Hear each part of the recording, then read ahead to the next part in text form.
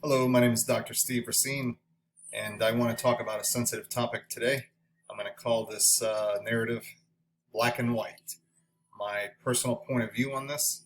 And I want to talk a little bit about feelings and, you know, the feeling of helplessness with this entire George Floyd situation, with the country divided and hurting. Um, I feel helpless, and I'm sure everyone or many other people feel helpless as well. So, if you permit me, I'm going to tell you a couple stories. The first story I'm going to say is my wife and I on Saturday night went to downtown Orlando, where we live. We live a little north of downtown, but we had an errand to do. My wife was going to go feed a cat from one of our friends, and her apartment is right near Lake Eola in downtown. And after an hour of doing her things, my wife comes back to the car where I was waiting, and then we're leaving the apartment complex downtown. And what we see coming is a line of cop cars, and then followed by about 800 or so protesters, all peaceful, which is great. And then another line of cop cars following and tailing them. And, at first we were kind of caught off guard, like, whoa, this came out of nowhere. You don't quite know if this is going to turn ugly or not. But thankfully, everything was peaceful. And, my wife and I went to dinner later that evening, and we discussed, what is it that we could do to help out, if anything could be done. So we didn't come up with anything brilliant or mind-shattering, but what my wife and I decided to do is the next morning, we were going to go back downtown on a Sunday morning after church, and we brought a table, we brought a bunch of chairs, we had a basket full of fruit and waters and snacks, and we made a sign, and the sign said, "Peace talks and free hair hugs." So we spent about 2 hours down there near Lake Eola and talking to people, loving on people, just sharing thoughts and feelings, and just peaceful discussions. And we were very welcomed, and a lot of people took notice and thanked us for doing this. Now, I'm not looking for praise or anything. I'm just saying that that's one of the things my wife and I did. So that was a couple hours on a Sunday, afternoon. And then a friend and I were talking on Facebook. My friend Sean is a person that I've known for 25 years. We went to chiropractic school together in Atlanta, Georgia. And Sean is a black man. And as a black man in America right now, in the past week and even years of history, but we were discussing back and forth, very peacefully, very logically, sharing our hurts and sharing our points of view. And out of that conversation is born this particular video.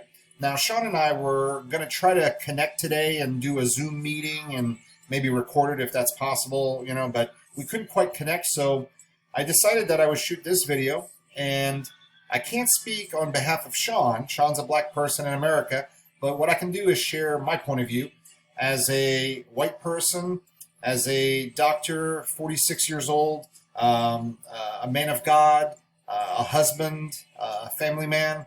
So I'm going to share from that point, if you will. So, Sean, I know you're not on the video, but I hope that this brings value. So I'm striving to bring value here and unity, really. So Sean and I went to chiropractic school 25 years ago, and even though we're not like hugely close right now, we decided that two minds are better than one, and what is it we can do? So I wanted to bring a message of hope, a message of unity, even amidst these troubled times, this chaos, this fracturing of the country. So I understand history, and I understand slavery. I certainly empathize with the George Floyd situation. A couple of years back, if you remember, the Trayvon Martin area in Sanford, about 25 minutes north of Orlando, very close to my home, about 25 minutes away. And that was a time that was very, very troubled and divisive as well. And then a few years ago, the Orlando shooting, if you remember the nightclub, 49 dead. So that was about a half hour away from my home.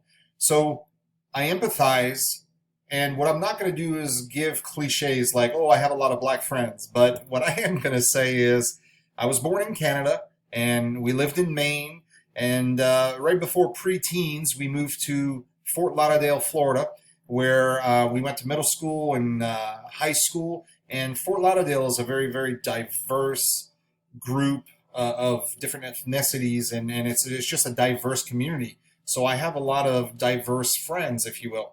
So what is not a cliche, though, is that Sean and I, we want to try to bring unity. We want to try to bring some topics here that are sensitive to talk about, but are needed. So I, Dr. Steve Racine, I don't know all the answers. I certainly don't. What I do know here is this. I do know that God loves me as a child of God. And right before Jesus ascended, someone asked him, look, out of everything you've told us, out of the entire Bible, the Bible wasn't written quite yet then, but, what is your greatest commandment? And Jesus answered this way.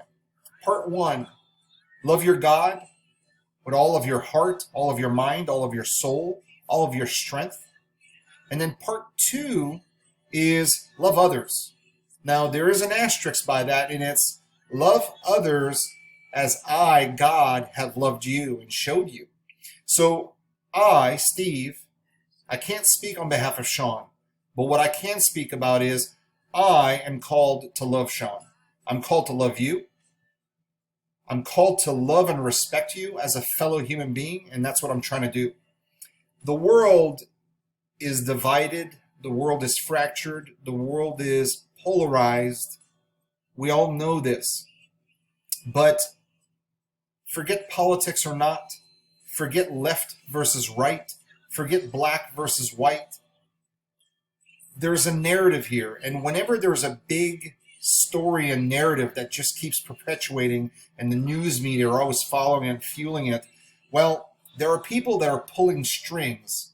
And I'm going to stick to facts here and say that when there are billionaires, the rich, ultra-elite families of the world, and when these billionaires are funding chaos and they're funding professional rioters and funding looters and arming them, they may not be creating the race wars and the race divides, but they're adding fuel to the fire.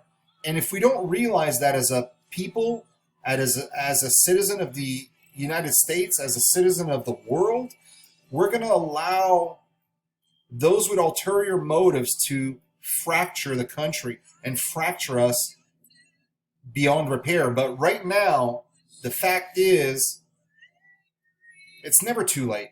The devil loves isolation. The devil loves division. But God says this, a house divided cannot stand, but a house firmly grounded on God's will can never, ever be taken down. So there's a lot of evil going on in the world right now, and I'm just telling you, as a doctor, as a human being, I feel for the country. I feel the hurt. I feel the pain. I'm empathetic, but there's a narrative, and all this virus stuff, all this race war stuff, there are people pulling strings, and I'll leave it at that. So let's focus on the bigger issue, and that's unity. And let's not keep going back and back and back to the small minutia. And I'm not calling anything that's happened with George Floyd or bad cops minutia. No. Don't misunderstand. The United States is divided, yes, but it's not too late.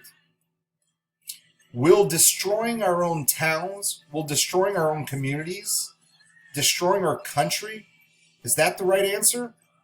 I don't think so.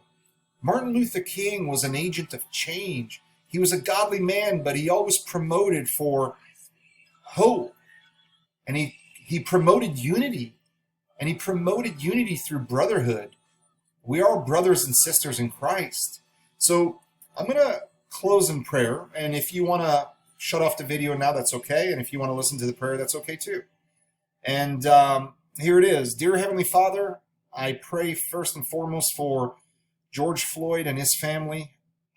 I pray that he's in heaven right now, resting in your eternal peace. I pray for his family. I pray for the family of humanity. I pray for all the black people, all the white people, and every other color and creed. I pray for world peace. I pray for unity. Lord, I know that you tell us to seek your wisdom and seek your discernment. And I'm praying for an outpouring of godly wisdom to just befall on earth and just overtake us so that we can start to live right. I'm praying for, God, your provision. I'm praying, God, for your protection. There is two scriptures I'm going to leave you with. My first is in the books of Proverbs. Now, Proverbs is a book of wisdom, and we all need a little bit of wisdom right now. So this is a favorite verse of mine. It's Proverbs 3:6. Again, Proverbs 3:6. And here's what Proverbs 3:6 says. Seek God's will in all that you do, and he will show you which path to take. That's powerful. Here's another verse. Jeremiah 29:13. Now, 29:11 is a famous verse, but I'm going to skip to 13.